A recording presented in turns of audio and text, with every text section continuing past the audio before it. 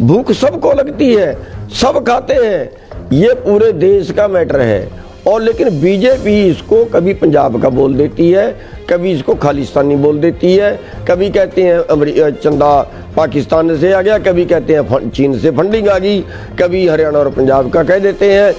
ये लड़वा रहे हैं। कितने लोग यहाँ बीमारी से मर रहे हैं, कितने लोग यहाँ कर्जे से मर रहे हैं।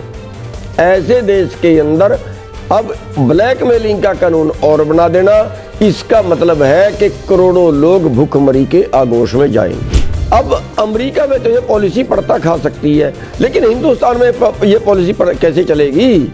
यहाँ तो कितने गरीब लोग हैं जो भूख से मर रहे हैं। जो इन्होंने स्टॉक सीमा तोड़ दी है, 1955 में कानून बनाया गया था कि देश में खाने वाली चीज क्या कोई ब्लैक ना कर सके, कोई उसकी काला बाजारी ना कर सके। देश जो है वो कारपोरेट को नहीं बिकने दिया जाएगा। कारपोरेट पूरे देश पे कब्जा नहीं कर सकता। देश आपका है, देश बीजेपी का या किसी का नहीं है, कारपोरेट का नहीं है। इसलिए मेरी बेनती है कि 26 तारीख को हर नागरिक इस आंदोलन में शामिल हो। साथियों नमस्कार।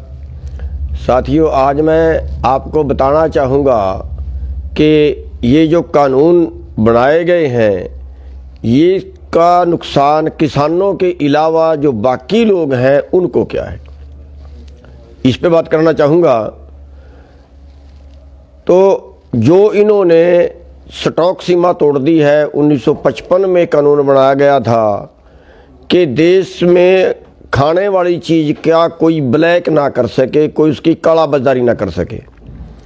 उसके लिए एक स्टॉक सीमा बना दी थी कि इतने अनाज से, इतनी दाल से, इतने खाद्य तेल से ज़्यादा कोई नहीं रख सकता। अगर वो रखेगा तो गैर कानूनी माना जाएगा।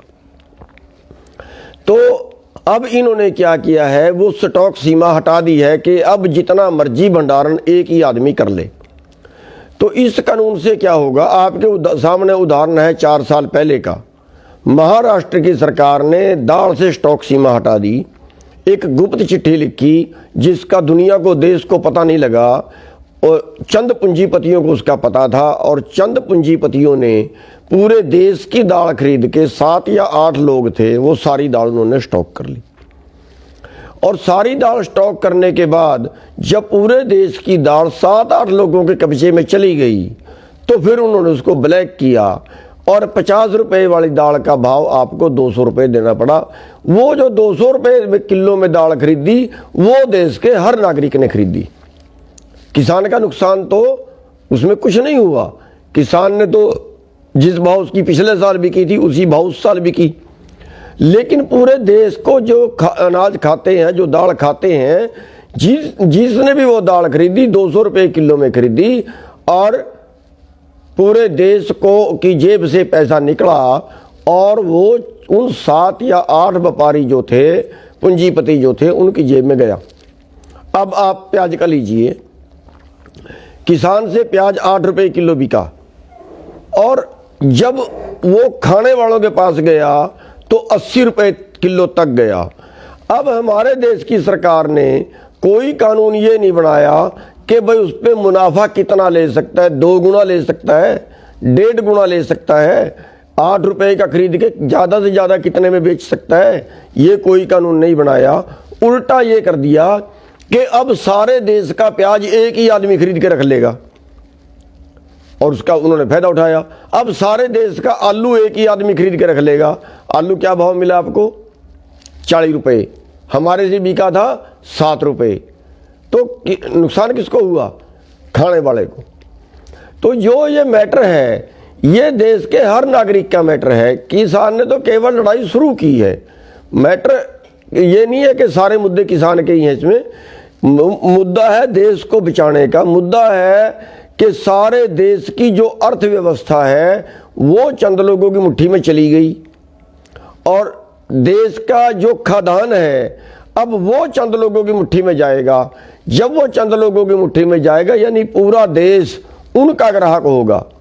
और जब पूरा देश उनका ग्राहक होगा, पूरे देश को कुछ लोगों से ही लेके खाना पड़ेगा, तो इसमें ब्लैकमेलिंग तय है। और जब ब्लैकमेलिंग तय है तो उसमें अब हमारा दूसरी चीज ये है, अब हमने देखना है हमारे देश के नागरिकों की पोजीशन क्या है। हमारे देश के नागरिकों की पोजीशन ये है कि यहाँ पैदा होने से लेके और बुढ़ापे तक जो आखिरी सांस तक है उसका टोटल खर्च, जो जिंदगी जीना है उसका टोटल खर्च आदमी खुद उठाता है। लेकिन अमेरिका जैसे देशों में ये नहीं है। अमेरिका जैसे देशों में बच्चा पैदा होने से लेके और उसकी आखिरी सांस तक इस सब का जिंदा रहने का खर्चा सरकार का है, चाहे उसका इलाज का हो, चाहे उसकी पढ़ाई का हो, चाहे उसकी बेरोजगारी का हो, चाहे उसके बुढ़ापे का हो। अब अमेरिका में तो ये पॉलिसी पड़ता खा सकती है, लेकिन हिंदुस्तान में ये पॉलिसी कैसे चलेगी? यहाँ तो कितने गरीब लोग हैं जो भूख से मर रहे हैं। आज हमारा देश भूखमरी में 94वें स्थान पे 107 देशों में, सोने की चिड़िया। और सारे खर्चे यहाँ, कितने लोग यहाँ बीमारी से मर रहे हैं, कितने लोग यहाँ कर्जे से मर रहे हैं। ऐसे देश के अंदर अब ब्लैकमेलिंग का कानून और बना देना, इसका मतलब है कि करोड़ों लोग भूखमरी के आगोश में जाएंगे। तो इसलिए मैं इस पॉइंट पे ये समझाना चाह रहा था कि ये केवल किसान का मैटर नहीं है, केवल पंजाब का मैटर नहीं है, केवल सिखों का मैटर नहीं है। भूख सबको लगती है, सब खाते हैं, ये पूरे देश का मैटर है।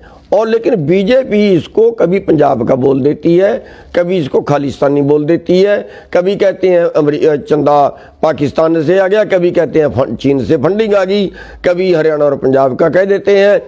ये लड़वा रहे हैं। इस बात को देश का हर नागरिक समझे।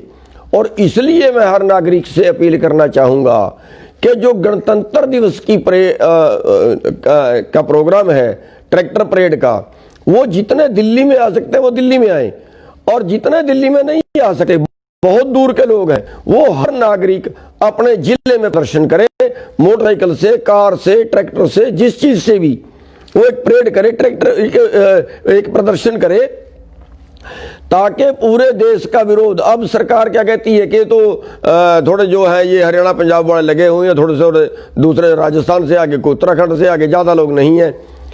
अब पूरे देश का धर्म ये बनता है, चाहे वो कुछ नागरिक है, किसी बड़े शहर का भी नागरिक है, उनका सबका भी मैटर ये है। और सब नागरिक 26 तारीख को सड़क पे निकल के एक प्रदर्शन करें, एक परेड हमने उसका नाम दिया है, एक प्रदर्शन करें कि लोगों के सामने, सरकार के सामने एक विरोध जाए कि ये विरोध पूरे देश का है, हर नागरिक का है, केवल किसान का नहीं है। और देश जो है वो कारपोरेट को नहीं बिकने दिया जाएगा।